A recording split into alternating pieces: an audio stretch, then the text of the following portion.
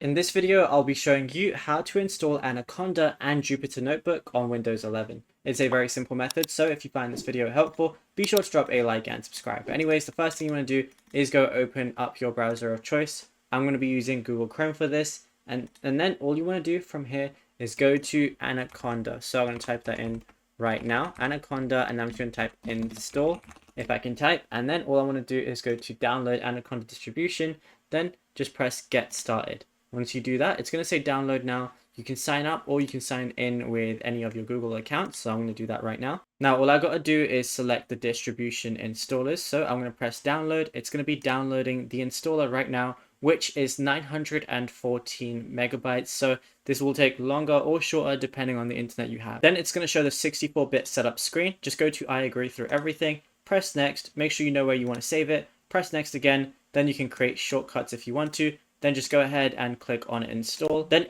just wait for it to install fully. Once it's complete, just go ahead and press next again. And then what I want to do is I want to go ahead and launch Anaconda. Now, once you open up Anaconda, it's going to look something like this. And then you just want to go and search for Jupyter Notebook, click launch, and then that's it. You'll be good to go. Now, if you found this video helpful, be sure to drop a like and subscribe.